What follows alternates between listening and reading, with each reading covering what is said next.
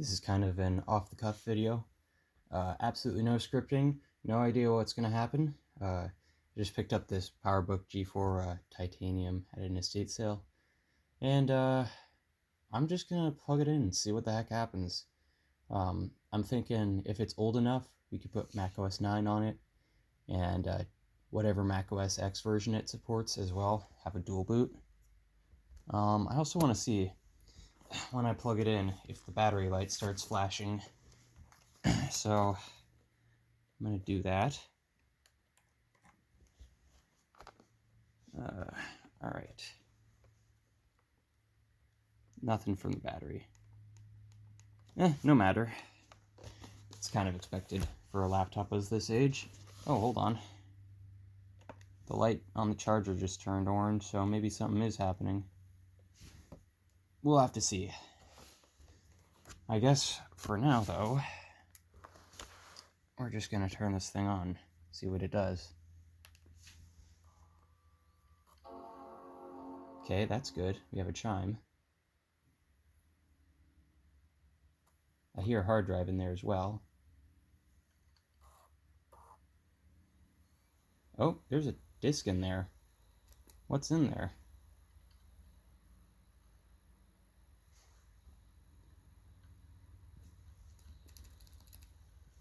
It's not ejecting, but it's also booting off the hard drive because I can hear it clicking away, so the hard drive is at least somewhat working, which is really good. Alright, here is macOS X. Yes, we have a name and password. Great, that means I can't do anything. Except maybe type guest. Let's see if guest works. No, okay. Okay, so I guess I can't go any further than that. Cool. I'm going to go make a macOS Tiger installer. Also, here's the DVD that was in there. Seems to be some kind of movie. Okay, so it's been like an hour and a half or so, and I tried getting macOS 10.4 on a DVD, which turned out was 30 megabytes too small, annoyingly. So I've got it on this USB, which annoys me because these things use USB 1.1. Now, this is about 4.7 gigabytes, and yes, this is for both Intel and PowerPC, so I'm not actually going to be copying that much through USB 1.1, but it'll still be a sizable amount, and so it's going to take a while to boot up and install, which is unfortunate, but we're just going to grit our teeth and do it.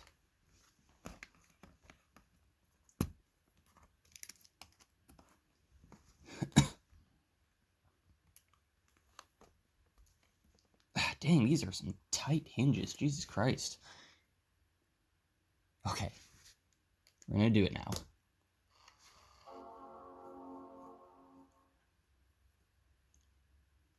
Hope that this works. Okay, boot picker. There's the hard drive. Doesn't really do us much good. Okay, great. It's not seeing the installer. Let's refresh just in case, I guess. Is the USB indicator going off? Yeah, it is there. It's flashing. So it is trying to read from the USB at the very least. But this isn't seeing it. That's annoying.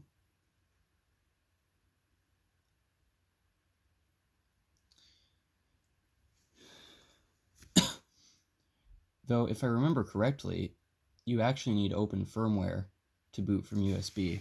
It's been a while since I've done that, but let's see if I can remember how to boot from USB off open firmware. Alright, there's open firmware. I don't actually remember things, so let's just Google until we figure it out. Okay, well, there's one simple command I found on Macintosh repository. Turn to the laptop so I can type it in easier. Boot USB 0/disk at 1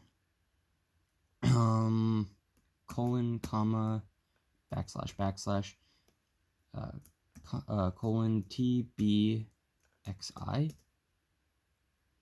it can't do that. It just says can't open. So that's clearly not it. Unless I typed it in wrong. Let's see here. Boot USB 0/disk @1 :comma / TBXI. Yep, that's in there. It says that I might also have to change it to USB 1 instead of USB 0, so we'll see. Okay, I typed in the command wrong, but it's frozen up, but it's reading from the USB, so I think that's the issue. It was trying to load from the wrong thing. It just said okay to that, so let's just change that. See if that works a bit better. Oh, can't open. Okay.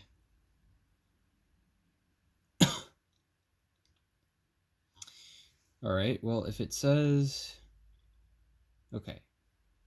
Oh, it says if that doesn't work, try boot UD :comma / TBXI. Oh. Okay. Well, it doesn't like that. It certainly tried, but it does not like that at all. Okay, alright. Welcome to me about a day later. I spent about 6 hours yesterday trying to get a bootable USB, but I said, fuck it. Bunch of CDs. So I'm using CDs. I haven't burnt these ones yet, but I did make a little test CD down here. I was a little hesitant to do it because these are my last few CDs, but then I saw CD rewritable, so I can just erase them when I'm done and reuse them for whatever else. So I've got a Tiger installer on this CD, and hopefully I can get the other few CDs burned, and then we should have a copy of Tiger working here. And then I'd like to get OS 9 installed, like I said, which if this website and its images are just as reliable as this one seems to be, oh, it's booted, then the OS 9 installer on here should work just fine. I'm pretty sure there's an OS 9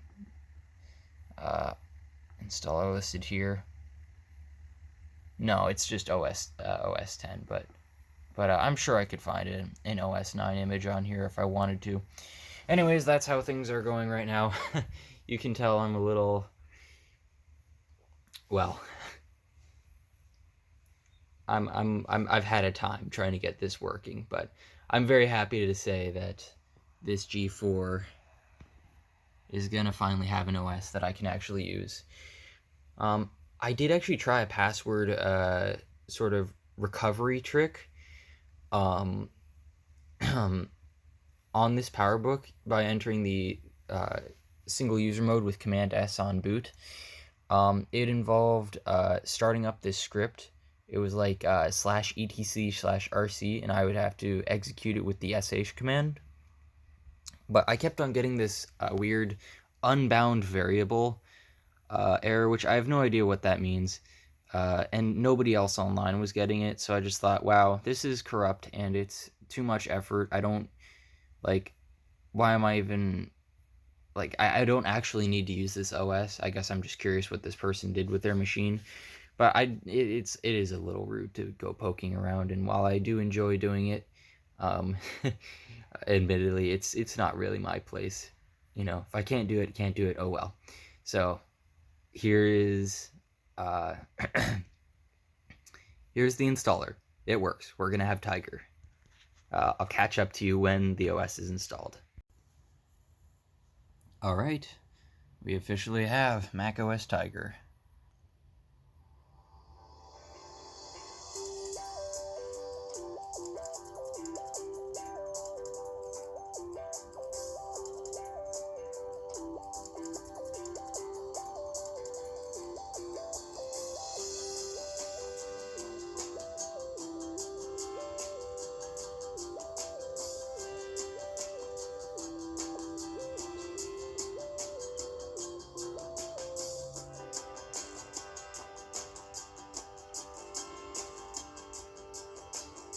Alright, let's just set up macOS now. Okay, here we are, macOS 10.4. First thing I'd like to do is verify this computer spec, make sure it's what I thought it was. No, this is an 800 megahertz, or sorry, 667 megahertz. I thought it was an 800 megahertz PowerPC G4, but it's 667, so that's all right. 768 megabytes of RAM, which is what I saw in the in here when I just took a quick open. It's a PowerBook 3.4, so every Mac is incorrect because they list the 3.4 as having an 800 megahertz, which is not correct, according to this anyways. Yep, everything else looks fine. I want to see what it says about the what it says about the battery. Yeah, I was a little worried about this. The battery's gotten a little screwed up after time. This is way too big. This is all way too big. This is no. This happened on my other PowerBook G4. It displays similar information. It's like it's hit the. This is close to the 64-bit max integer, actually, so it might have something to do with that. It stays on for a little while, and I bet so will this. Yeah, the battery works in some capacity, but, well, it's probably going to die in like 5 minutes. But we'll see. Maybe this is just like a first thing. We'll see. Right, so plans for this. I did say I want to put OS 9 on here. And I do plan on doing that still, because I actually made a partition for OS 9 here. This has a 30 gig hard drive in it. I made this one 20 gigs and just left whatever was left on for Mac OS 9. So I want to make a Mac OS 9 disk and put it on here.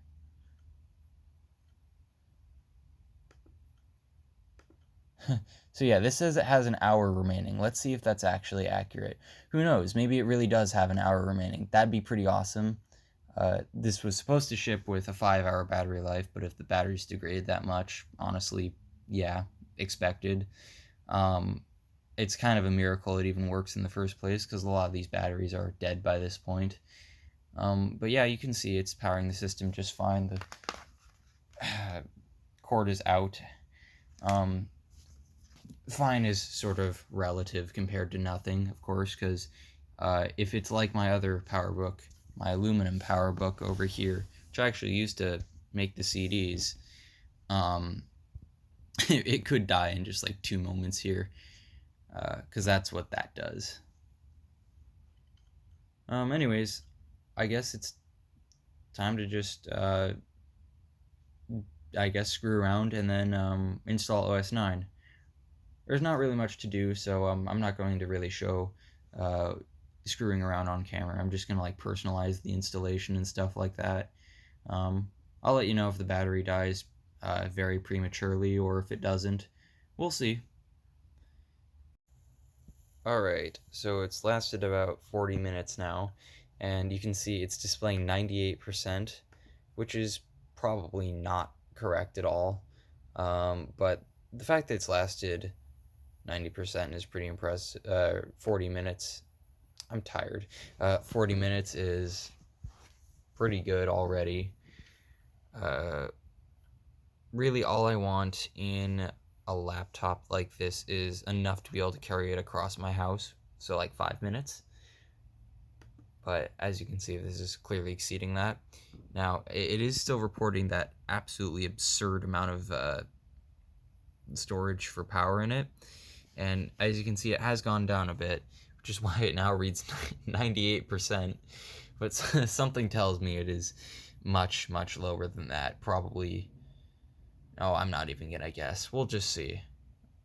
I've been using it lightly. I haven't really been pushing it while it's on its battery. I've left it on the normal setting, not better battery life or better performance.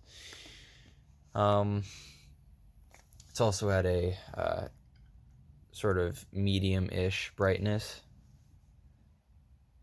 Yeah, I don't know. This is weird battery behavior. Um, Obviously something is wrong with the controller. Left sit for so long and then I got fried or whatever. But I'm hoping there's maybe some way I could fix that. Because clearly this battery does seem to be working. Quick update. It is now displaying 7%. We are about an hour and 5 minutes in. So that's about a 65-minute battery. I guess add in the extra few minutes this is going to last on 7% battery, and we'll make it a 70-minute battery life. I'd say that's not too bad, actually, for something that sat for who knows how long and hadn't been charged, and probably been used a lot too. I'm just gonna go ahead and plug it in now. I don't really see any use in keeping it on battery now. Yeah, I guess there's the answer to the question of how long it lasts. Okay, so the battery lasts for about 70 minutes, as I said. I've now got a macOS 9.2.2 disk. Looks like I could probably install it from here. But I want to see if I can boot into the CD and install it like that. That just sounds like a bit more fun to me. So we're going to do that. See if that works anyways. And if not, we'll try installing it from Tiger onto the 7 or so gig partition. Aha! Looks like it does recognize it. It's not giving it a name, but I'm sure that doesn't really matter. Let's try booting it, see what happens.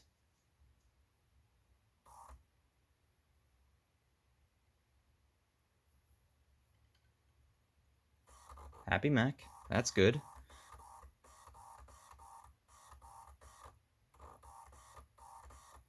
Listen to that CD-ROM work.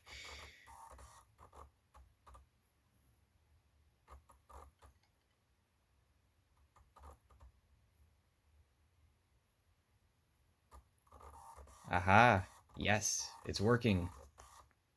Okay, this is classic Mac OS. It's all here. This is the installer anyways. Yeah. So I guess let's just hit Mac OS install. If I can, please.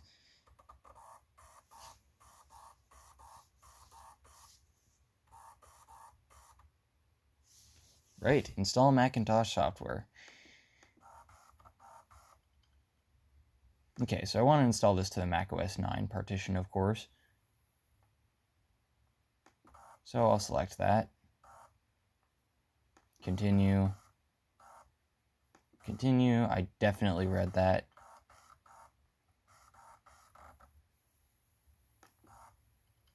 Alright, and I guess it's just a matter of waiting for it to finish installing. I guess, I'll let you know when that happens. Alright, it's finished.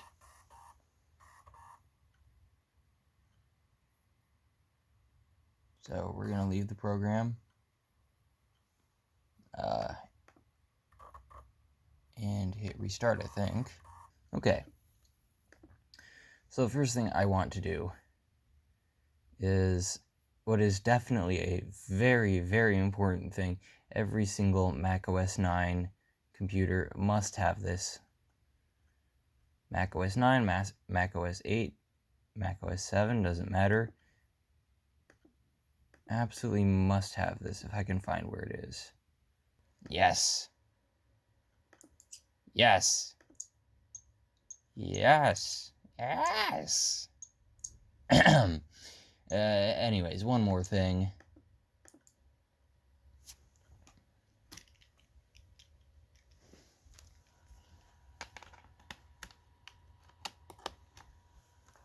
I hope Mac OS 9 can see USB drives. It wouldn't surprise me if it couldn't. But I do know Mac OS 9 machines did ship with USB sometimes, like the iMac G3 did. In fact, that shipped with Mac OS 8, so maybe Mac OS 8 can see USB drives as well. Though, I'm not seeing it appear on the desktop, so maybe not. Now, I'm not really sure what else to do with this quite yet. And truth be told, it's 12 a.m. and I'm tired as shit. I'm gonna leave it off here because, well, I've gone through a lot of pain to get this working. All I can say is I'm very glad I've gotten it working. And I'm gonna have probably some fun with this off camera. I just figured I'd make a little video out of this thing because titanium G4s are pretty cool. That's kind of understating it if you ask me.